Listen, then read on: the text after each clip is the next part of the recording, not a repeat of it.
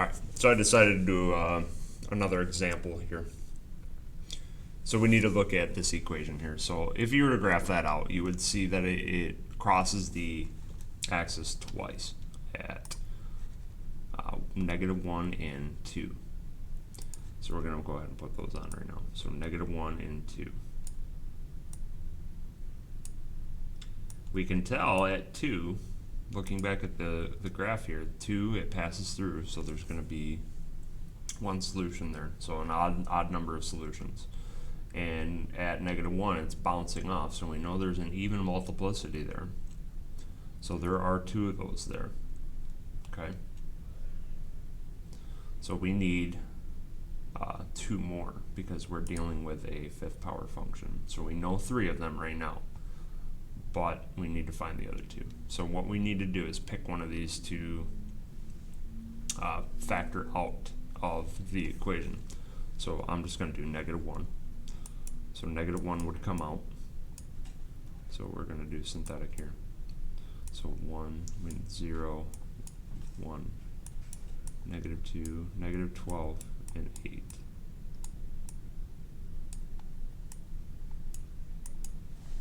So let's see.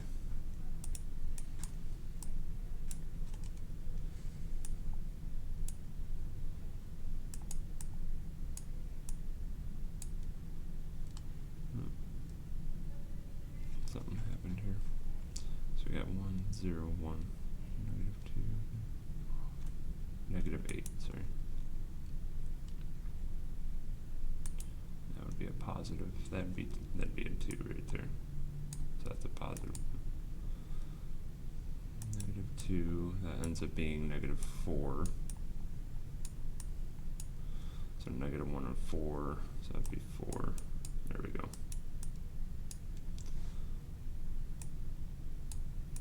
So we get 0. So if you get to the end and you don't have a 0, something went wrong because we know that it went through -1. Alright, so going through that, we would have this polynomial here. So this is going to be x to the 4th minus x to the 3rd plus 2x squared minus 4x minus 8. Alright, so knowing that we have 2 at -1, or we have a 1 at 2, we can go ahead and take that out too. So you can do this multiple times. You can factor out multiple answers. So we know there's -1. So if we go to 2, we can divide that out of this. So we have that coefficient again. So really we don't even need to write this polynomial until we're sure we can factor it.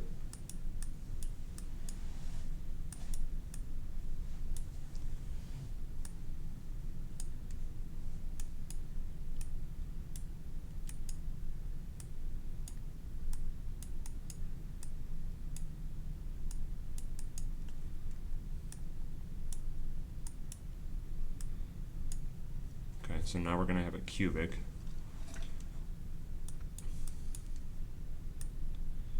And we know we can factor those, typically.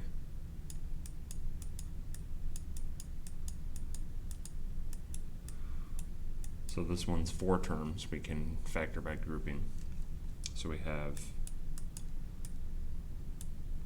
x squared out of the first part, so x plus 1, and then a positive 4 out of the second one.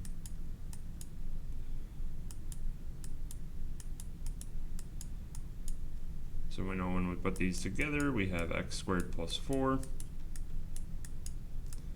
and we have x plus 1.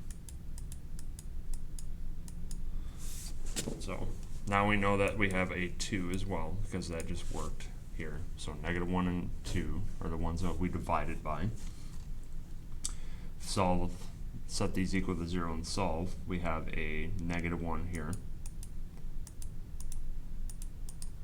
We already have it written down, so we knew there were going to be 2 of them because we were bouncing off the equation there, or bouncing off the x-axis.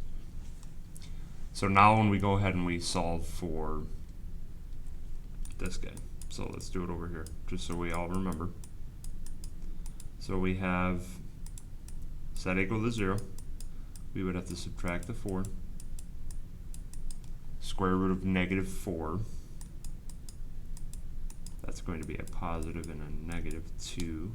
Remember, square root of negatives, we have that I. So these are complex. So we have our positive negative 2i. So we have our 5 solutions. We had 2 negative 1s, a 2, and then the positive 2i and negative 2i. So again, we could list the possible solutions out as well, but we can graph and we can find one and then divide out what we need to divide out.